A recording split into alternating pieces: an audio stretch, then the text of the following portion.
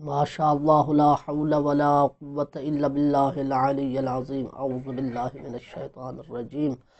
بسم اللہ الرحمن الرحیم الصلاة والسلام علی سید الانبیاء والمرسلین ابی القاسم محمد اللہم صلی علی محمد وآل محمد ثم الصلاة والسلام علی آلہ الذین اذهب اللہ عنہم الرجس وطہرہم تطہیرا اللہم صلی علی محمد وآل محمد۔ بات ہو رہی تھی کہ ہمارا وظیفہ جو ہے وہ ظالم حکومت میں کیا ہونا چاہیے، ظالم حکومت اور ظالم لوگوں کے ساتھ تعاون کرنے کا نقصان کیا ہے دنیا اور آخرت کے حوالے سے واضح طور پر اس بات کو مصنف نے جو ہے وہ اپنی کتاب میں بہترین انداز میں ذکر کیا، اور ہم نے اپنی استطاعت قاصرہ کی بنا پر جو ہے جس طرح ہو سکتا تھا اس مطلب کو بیان کیا ہے۔ آج ذکر کر رہے ہیں کہ وحدہ اسلامیت کی دعوت دینے میں ہمارا عقیدہ کیا ہے، جسے آج کل کہا جاتا ہے اتحاد بین المسلمین۔ یاد رکھو دوستو بزرگوں کہ میرے بھائیوں کہ اتحاد بین المسلمین کے داعی جس طرح مذہب تشیع کے علماء ہیں، اس طرح مسلمانوں میں کوئی اور فرقہ جو ہے ابرز واضح طور پر نظر نہیں آتا۔ آپ دیکھ رہے ہیں کہ آج امت اسلامیہ میں طرح طرح کے فرقے بن چکے ہیں، امت اسلامیہ میں طرح طرح کے استعمار کے ایجنٹ گھس کر مسلمانوں کو آپس میں پراگندہ کرنے کی اور انہیں متفرق جدا کرنے کی کوشش میں لگے ہوئے ہیں۔ طرح طرح کی دشمن کی سازشیں اس بارے میں جاری و ساری ہیں کہ کس طرح مسلمانوں کو ایک دوسرے سے جدا کر دیا جائے، ان میں آپس میں نفرتیں پیدا کر دی جائیں، انہیں کبھی بھی اکٹھا نہ ہونے دیا جائے۔ مگر مذہب تشیع کے علماء ہوں، مراجع عظام ہوں، فقہاء عظام ہوں، حتیٰ کہ مذہب تشیع کی جو سرپرستی کرنے والے ائمہ اطہار ہیں، مولا علی علیہ السلام سے لے کر امام زمانہ تک، ہر ایک نے مسلمانوں کو یکجا کرنے کی کوشش کی ہے اور ہمیشہ دشمن کی اس سازش کو ناکام کیا ہے اور کرتے چلے آ رہے ہیں۔ تو نتیجہ یہ نکلا کہ جس طرح اتحاد بین المسلمین کے داعی مذہب تشیع ہے، اس طرح کوئی اور مذہب نظر نہیں آتا۔ آج کے دور میں امام خمینی کے فتاوی بھی موجود ہیں، سید علی سستانی صاحب کی بلا کے فتاوی بھی موجود ہے، اور خامنئی صاحب کی بلا کے فتاوی بھی موجود ہے۔ ان تمام کا نچوڑ یہ بنتا ہے کہ اتحاد بین المسلمین ہر صورت میں لازم اور ضروری ہے۔ کیا فرماتے ہیں جناب امام خمینی؟ فرماتے ہیں وَاعْتَصِمُوا بِحَبْلِ اللَّهِ جَمِيعًا وَلَا تَفَرَّقُوا۔ اس قرآن مجید کی آیہ کریمہ کی تفسیر کرتے ہوئے فرماتے ہیں کہ اللہ فرما رہا ہے کہ اللہ کی رسی کو مضبوطی سے پکڑ لو، کا مطلب یہ ہے کہ اے مسلمانوں آپ یکجا ہو جاؤ اور استعمار کے ایجنٹ نہ بنو۔ آیت اللہ الخامنئی صاحب ہیں تو وہ اتحاد بین المسلمین کی دعوت دینے والے ہیں۔ ان کے نزدیک انہوں نے پچھلی مرتبہ یہ بیان جاری کیا ہے کہ کسی بھی فرقہ کے مقدسات کی توہین کرنا حرام ہے اور جائز نہیں ہے۔ اگر کوئی اصحاب اور ازواج کی توہین کرتا ہے اور ان کے علاوہ جو اہل تسنن کے مقدسات ہیں، اگر کوئی ان کی توہین کرے تو اس کا مذہب تشیع کے ساتھ تعلق نہیں ہے، یہ استعمار کے ایجنٹ ہیں۔ اسی طریقے سے جناب آیت اللہ سید السستانی حافظہ اللہ نے یہ بیان جاری کیا کہ اہل سنت بھائی جو ہیں وہ ہمارے فقط بھائی نہیں بلکہ بھائی ہونے کے ساتھ ساتھ وہ ہماری جان ہیں، ہمارا نفس ہے۔ جس طرح کہ ہمیں اپنی جان کی حفاظت کرنی ہے، جس طرح ہمیں اپنے جان کا احترام کرنا ہے، ہمیں اپنے نفس کی حفاظت کرنی ہے، اپنے نفس کا احترام کرنا ہے، اپنی عزت و ناموس کی حفاظت کرنی ہے، اسی طرح ہم پر ضروری ہے کہ ہم اہل سنت بھائیوں کی جان کی بھی حفاظت کریں، ان کے مال کی حفاظت کریں، ان کی عزت و ناموس کی بھی حفاظت کریں۔ یہ ہے دعوت اسلامیہ میں ایک، یہ ہے امت اسلامیہ کے ایک ہونے کی دعوت دینا۔ صاحب کتاب فرماتے ہیں عقیدتنا فی الدعوت الی الوحدۃ الاسلامیہ، اتحاد بین المسلمین کی دعوت دینے کے بارے میں ہمارا عقیدہ کیا ہے؟ فرما رہے ہیں عرف آل البیت بحرصہم علی بقاء مظاہر الاسلام والدعوت الی عزتہ ووحدۃ کلمۃ اہلہ وحفظ التآخی بینہم ورفع السخیمۃ من القلوب والاحقاد من النفوس۔ فرماتے ہیں کہ اہل بیت علیہم الصلاۃ والسلام نہ عرفا، استغفر اللہ، عارفہ میں نے پڑھا ہی نہیں، عرفا آل البیت، یعنی اہل بیت علیہ الصلوۃ والسلام کا طور طریقہ جو ہے معلوم ہوا ہے۔ کیا اہل بیت علیہ الصلوۃ والسلام کا طور طریقہ معلوم ہوا ہے؟ اہل بیت علیہ الصلوۃ والسلام کا طریقہ کار کیا تھا؟ بحرصہم علی بقاء مظاہر الاسلام، کہ اہل بیت علیہ الصلوۃ والسلام حریص تھے، پسند کرتے تھے، انتہائی پسند، یعنی جس طرح کے بہت زیادہ پسند کرتے تھے کہ اسلام کا ظاہر جو ہے وہ باقی رہنا چاہیے، والدعوت الی عزتہ، اور پسند کرتے تھے کہ اسلام کی عزت کی دعوت دی جائے، یعنی اسلام کی عزت کو باقی رکھا جائے اور اہل اسلام کو ایک جگہ جمع کیا جائے۔ وحفظ التآخی بینہم، اہل بیت علیہ الصلوۃ والسلام نے اس بات کو پسند کیا ہے کہ مسلمانوں کے درمیان بھائی چارہ اور اخوت باقی رہنی چاہیے، قائم رہنی چاہیے، ورفع السخیمۃ من القلوب، اور مسلمانوں کے درمیان دلوں میں جو میلا پن ہے نا، جو کالا پن ہے، جو آپس میں بغض و عناد ہے، وہ اٹھنا چاہیے، وہ ختم ہونا چاہیے۔ والاحقاد من النفوس، اور نفوس میں یعنی مسلمانوں کے نفوس میں جو حقد اور حسد جو ہے شیطان کی طرف سے ایک دوسرے کے فرقوں میں بٹنے کی وجہ سے پیدا ہو چکا ہے، وہ بھی ختم ہونا چاہیے۔ اس بات پر ائمہ علیہم الصلوۃ والسلام حریص تھے کہ یہ کام ہونا چاہیے۔ صاحب کتاب فرماتے ہیں ہمارے پاس اس دعویٰ پر ہمارے پاس ادلہ موجود ہیں، ہمارے سامنے امیر المومنین علیہ الصلوۃ والسلام کا موقف موجود ہے، امام حسن علیہ الصلوۃ والسلام کا موقف موجود ہے، امام حسین علیہ الصلوۃ والسلام کا موقف موجود ہے۔ یہ ہمارے پاس ان حضرات کے مواقف ہے، یعنی ان حضرات نے جو ہے نا وہ ہمیشہ انہی باتوں کی تعلیم دی ہے اور اسی پر ہی عمل کیا ہے۔ کیسے؟ فرماتے وَلَا يُنْسَى موقف امیر المومنین مع الخلفاء الذین سبقوہ، فرماتے ہیں کہ امیر المومنین علیہ الصلوۃ والسلام سے پہلے جتنے بھی خلفاء امت اسلامیہ میں گزرے، ان کے ساتھ امیر المومنین کا موقف کیا تھا، ان کے ساتھ امیر المومنین کا تعلق کیسے تھا، کس طرح مولا امیر المومنین علیہ الصلوۃ والسلام نے ان کے ساتھ زندگی گزاری ہے، اس کو نہیں بھولنا چاہیے۔ مع توجدہ علیہم، حالانکہ امیر المومنین علیہ الصلوۃ والسلام ان پر جو ہے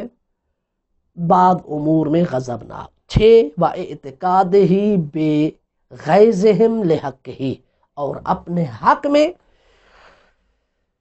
اور امیر المومنین علیہ الصلوۃ والسلام اس بات کا اعتقاد رکھتے تھے کہ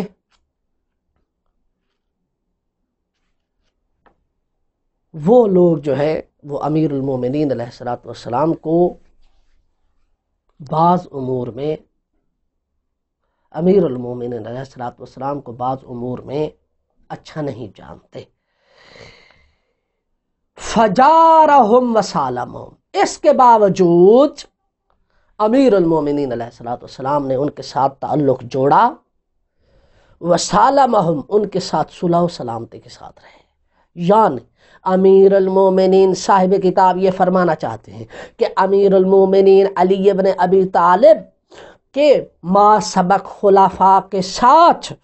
جزوی اختلافات کے باوجود بھی امیر المومنین علی ابن ابی طالب کا موقف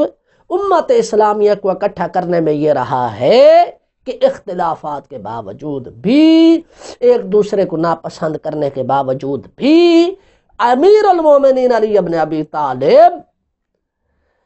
ان کے ساتھ جڑے رہے اور ان کے ساتھ صلح و سلامتی سے رہے۔ جارہم،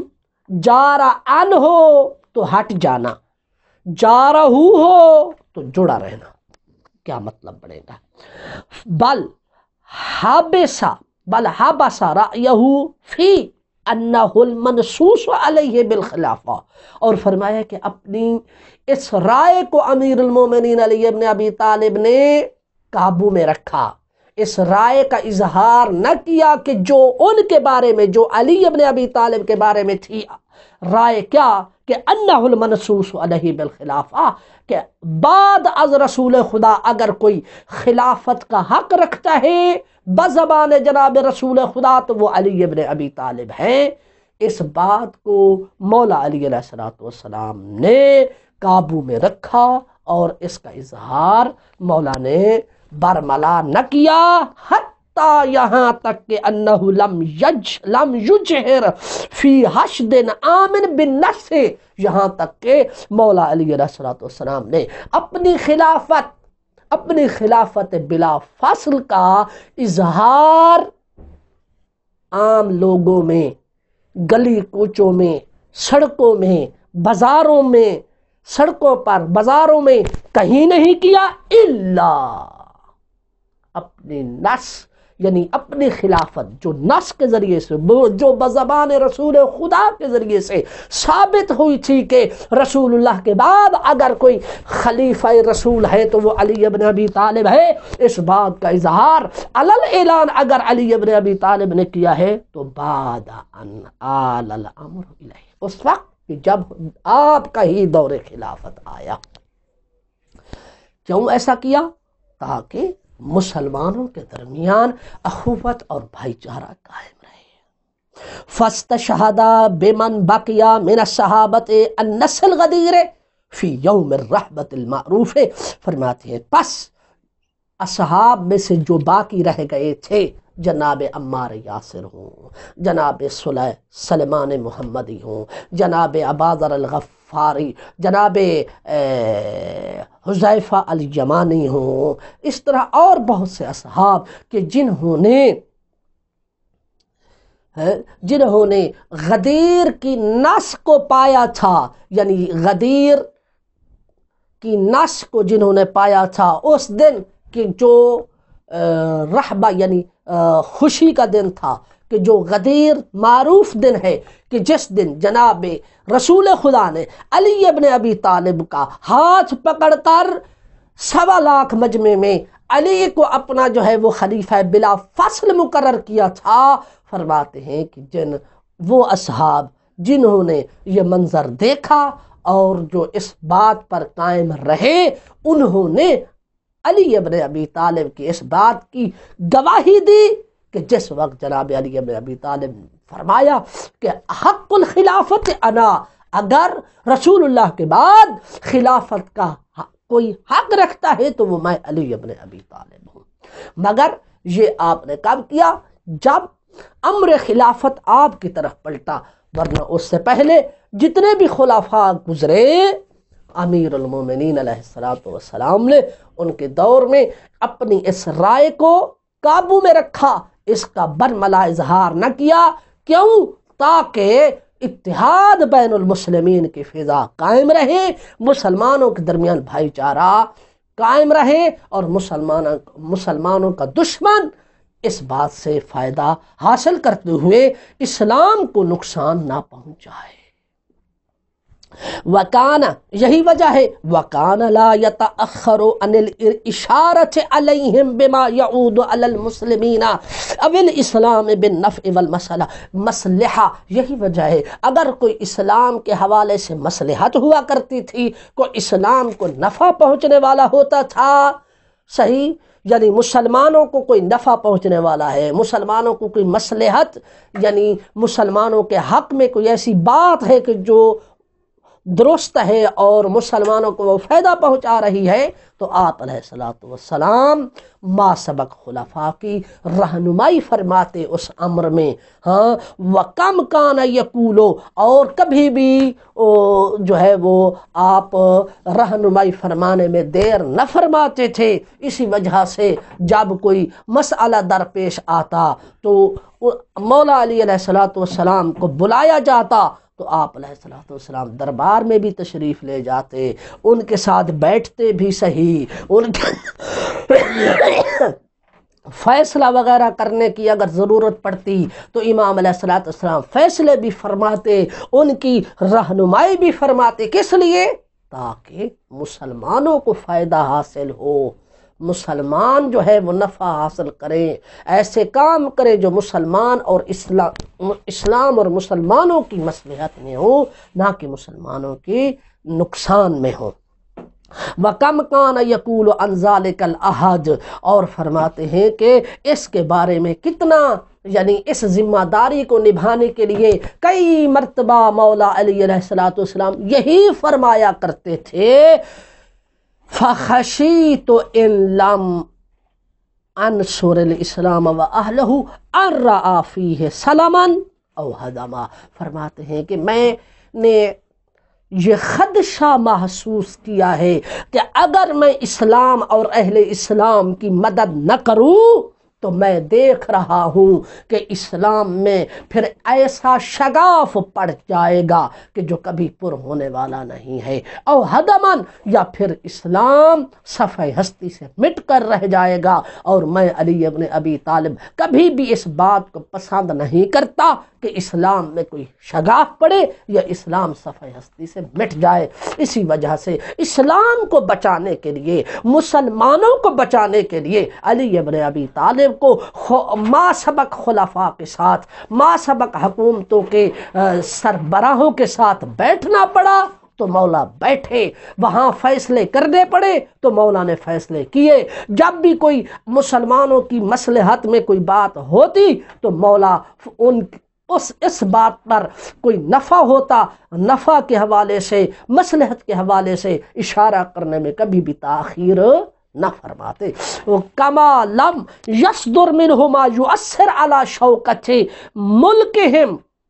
او یضعف من سلطانہم او یقلل من ہیبتہم، یہی تو وجہ ہے کہ امیر المومنین علیہ الصلوۃ والسلام نے جتنا عرصہ بھی بعد از رسول خدا اپنی خلافت کے دور تک گزارا ہے، اس میں جتنے بھی خلفاء آئے ان کے زمانے میں، جتنے بھی بادشاہ آئے ان کے زمانے میں علی ابن ابی طالب نے کوئی ایسا کام نہیں کیا کہ جو ان کی بادشاہت کی شان و شوکت میں اثر کرے، کوئی ایسا کام نے کیا جو ان کی سلطنت کو کمزور کرے، کوئی ایسا کام مولا نے نہ کیا کہ جو ان خلفاء کی ہیبت میں کمی پیدا کرے،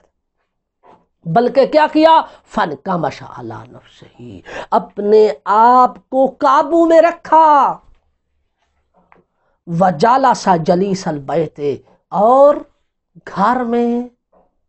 خاموشی سے بیٹھ گئے، بالرغم مما کان یشہدہ منہم، جبکہ ناپسند کرتے تھے ان باتوں کو کہ جو، بلکہ ناپسند کرتے تھے ان بعض باتوں کو، ان بعض امور کو مولا علی علیہ الصلوۃ والسلام ناپسند کرتے تھے کہ جو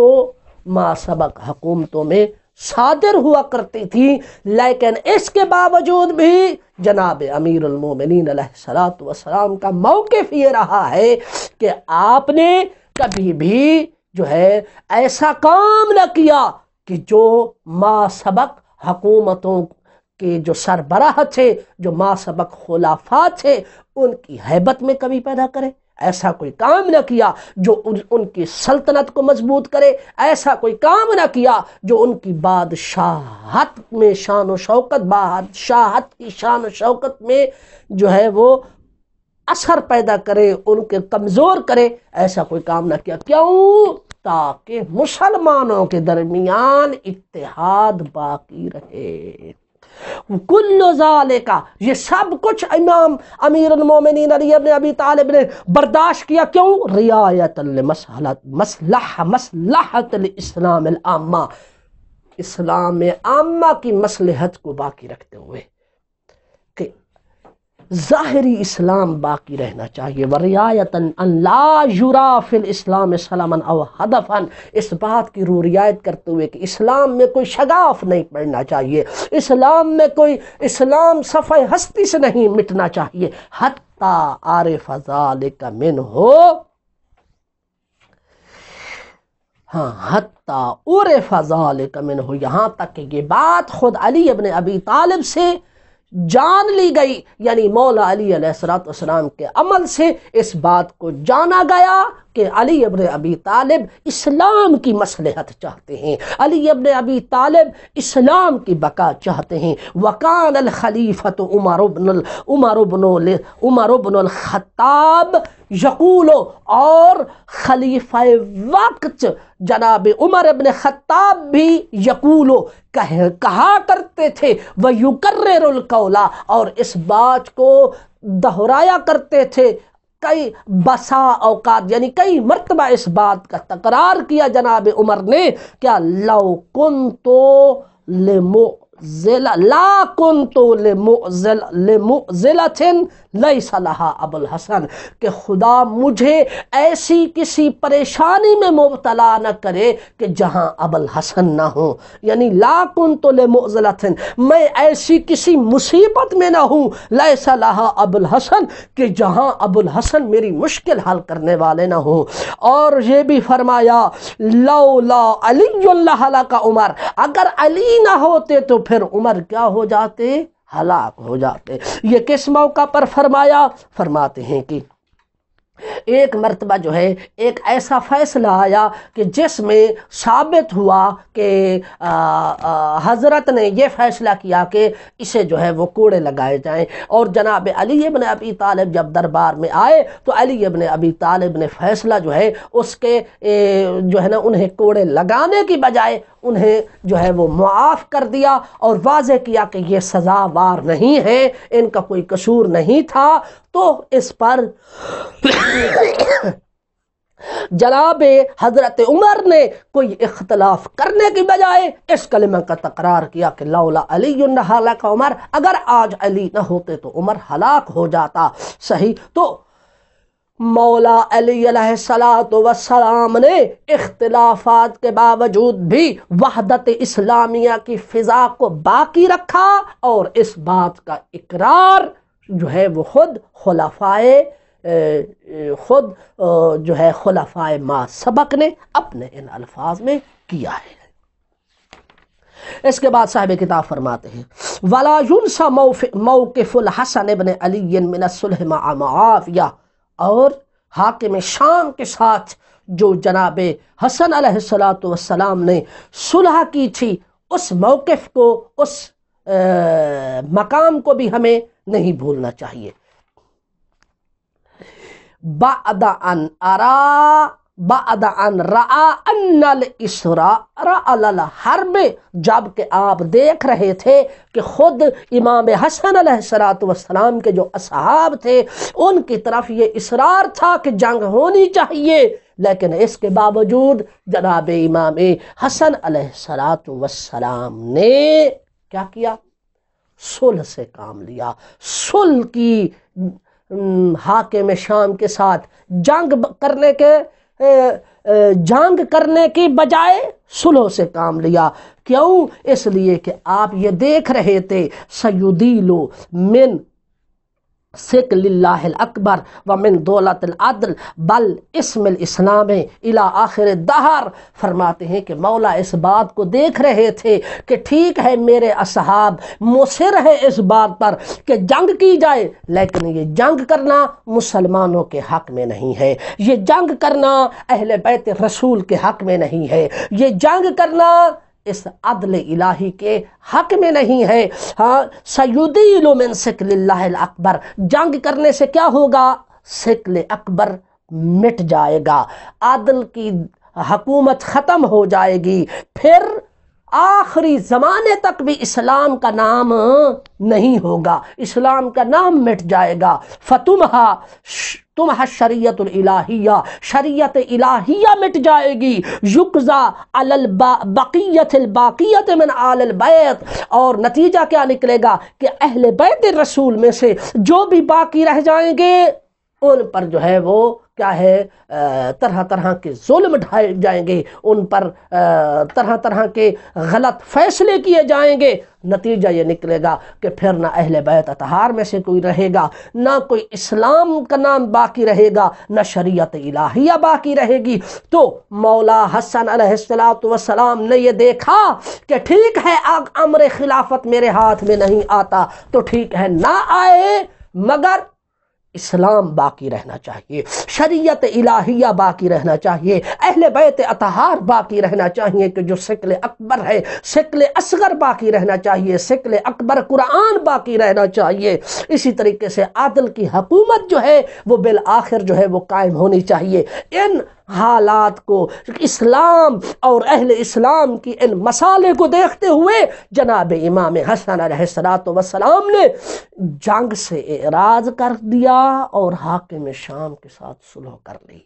किस लिए? ताकि इस्लाम का नाम बाकी रहे। फफज़्ज़ल अल मुहाफ़ज़त अला ज़वाहिरिल इस्लाम, तो बस इमाम हसन अलैहिस्सलातु वस्सलाम ने सुलह के लिए कदम बढ़ाया। किस लिए? दीन और इस्लाम अला ज़वाहिरिल इस्लाम व इसमें दीन, ताकि दीन का नाम बाकी रहे, इस्लाम का नाम बाकी रहे। यानी दीन और इस्लाम के नाम और इस ज़ाहिरी इस्लाम को बाकी रखने के लिए अमीरुल मोमिनीन अलैहिस्सलातु वस्सलाम ने सुलह पर कदम बढ़ाया। व इन सालमा मुआविया मा युतवक्कअ मिनज़्ज़ुल्मि वज़्ज़ुल्ल लहू वलिअत्बाइही, और हाकिम शाम ने भी सुलह कर ली। हालांकि